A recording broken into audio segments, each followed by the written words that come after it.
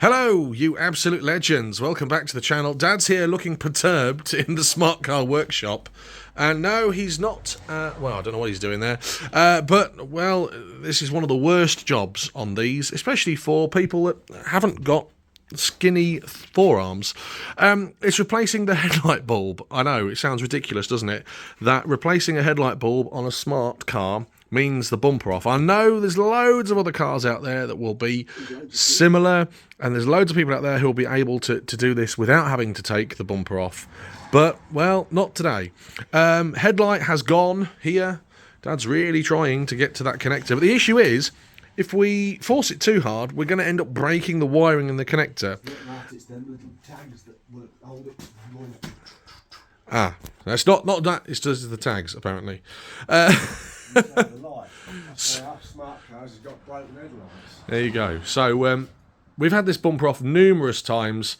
It's a job that we can do in sort of 10-15 minutes, but it's a ball ache. It really is a pain to get off. So to replace the headlight bulb then, well, that means that the front bumper is going to come off. The way to do it, we're experts now. This has to come off, which is the aerial. These panels have to come out. Here we've taken this panel off. This is the worst bit, taking this bit off. This is a bumper grill thing, and it's got tags all along here. 1, 2, 3, 4, 5, 6. But to get in there is really tight, and you'll end up scratching the bumper. But the issue is, once you've got one off here, this one pings back into place. Once you've got this one off, this one pings back into place. So it really isn't a nice job. And then this bit, well, inside the doors, you've got to take all these torque screws out here, here, and here, and here, and here. So I'll be doing that whilst Dad works on this. But yeah. This is us in the process then of taking the front bumper off to replace a headlight bulb. Living the dream. So first things first then, 1, 2, 3, 4, 5 torque screws out here. I'll be doing that while Dad's taking that off.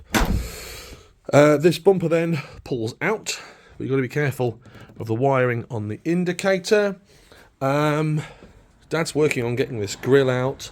And then let's come out to this side. Once these panels, these sort of side fin panels come off, there's also a torque screw in here you've got to get off. And then we will see behind the bumper, and it literally just folds forward and off there. But as you can see, Dad's having his favourite job, which is struggling getting this blooming grill out. So the grill is out. Give me the grill. The grill is out here, and it connects into tabs here, here, here and here and all up here, because you've got to remove these which hold the bumper brackets in place. This is silver, this side, because, well, I've painted it to be black.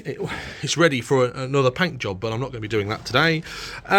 These are the tabs. You can see here the issue. They're just plastic tabs, but the way that it's built, you take this one out, this one pops back in, take this one out, this one pops back in, so on and so forth. So it is a bit of an acquired skill. Dad, being the expert now, still does struggle a little bit to get that off, so it's not an easy job.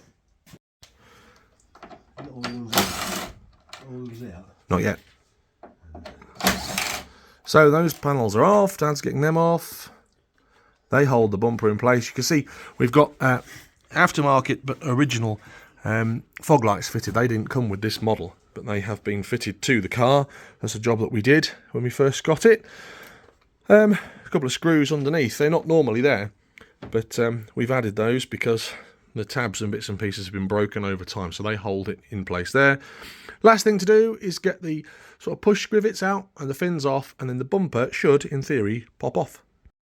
So this fin literally just pops off once it's been removed on that scrivet. It's only that one little scrivet thing that holds it on. This side fin pops off, and behind here is a torque screw as well. Dad's doing the last one this side, and then the bumper is free. It will then just be able to just come straight off. What's that taking us? 10 minutes. I've been filming in the process. But we're experts at this now. Now to take the bumper off.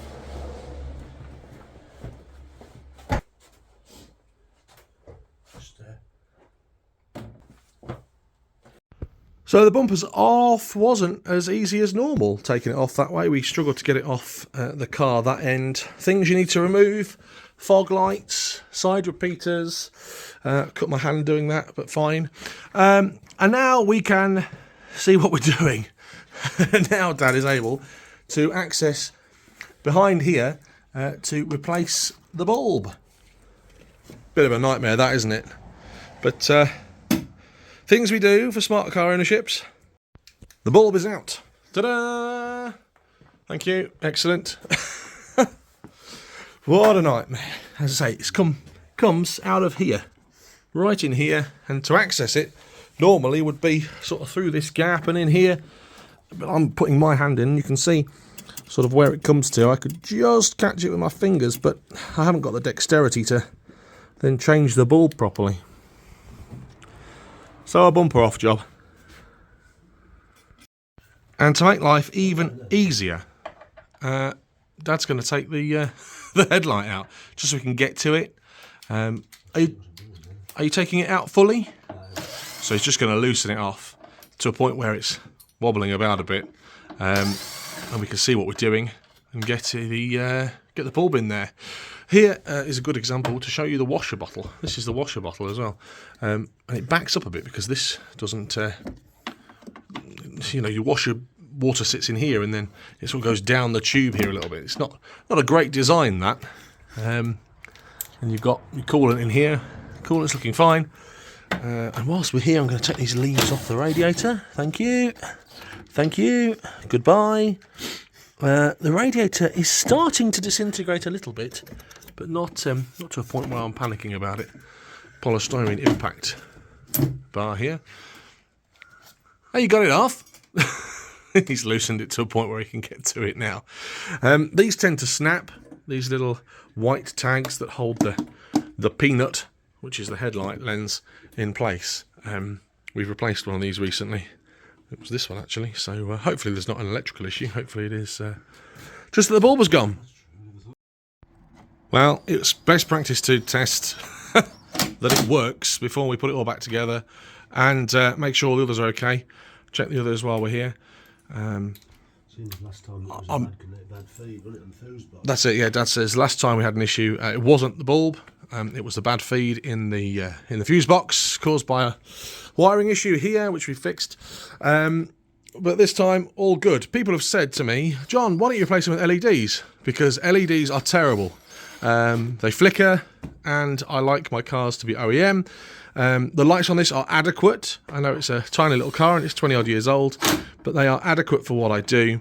I don't like the uprated LEDs, and I also don't like the colour of them. That sounds ridiculous sometimes, but they're a bit too blue, if that makes sense. So we've replaced the bulb. I'm happy with what we've done. It's just a case of getting the bumper back on. Some people will be able to do this, by the way. People that haven't got muscular or fat forearms, by this access panel here. So some people will be shouting at me, John, you don't need to take the bumper off. It's not worth the hassle. It's not worth the potentially breaking the headlight to squeeze and do it. And, well, I've got big forearms. Dad's got big forearms. It's not going to be easy for us. So taking the bumper off was the easiest way to do that. I know it's a bit of a pain, but also it documents to anyone that wants to take the front bumper off how to remove it. Also, a little bonus for you. I can quite confidently say I think I have the only smart car in the world that's got Proton horns on. Because Dad had an issue with the wiring on the horns. The horn had disintegrated. So we used a donor car, and that donor car that we had at the time was a 1993 Proton Saga Iswara. So Proton meets smart car. You made that look easy. Try the fog lights there and the indicators. Whoa.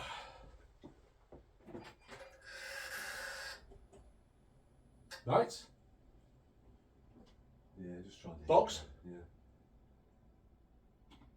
Yeah. Side repeaters. That'll do me, donkey. Good stuff.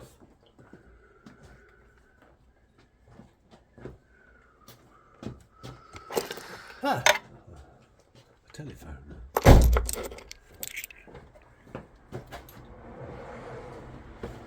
Now to reverse the process. So the last thing to do is put this grill back in, which is probably the easiest thing to do. The hardest thing to take off and the easiest thing to put back in. Line the clips up, which is not easy to do one-handed, I suppose. 1, 2, 3, 4, 5, 6. Job done. We've tested the lights, obviously, but let's test them again. So I've got the main lights on, headlights on, indicators on, fog lights on. Job is the good one. There it is. Jobbed. Yeah, so if you've enjoyed the video, thumbs up please. Maybe you think it's excessive taking the bumper off. I personally think it's a necessity. Some people out there are going to be able to do it at the roadside by taking the little grill off by the wipers and getting their hands down there. But for people like Dad, who hasn't got dexterous forearms, and me, who's got big chunky forearms, it's certainly not something we could do. Have a great day, whatever you're getting up to. If you've liked the video, thumbs up please. Maybe you've had the same problem. What do you reckon? Maybe people that built these things should be forced to work on them themselves. Whatever you're getting up to, take care, have a great day. If you haven't subscribed already, please do so. Goodbye.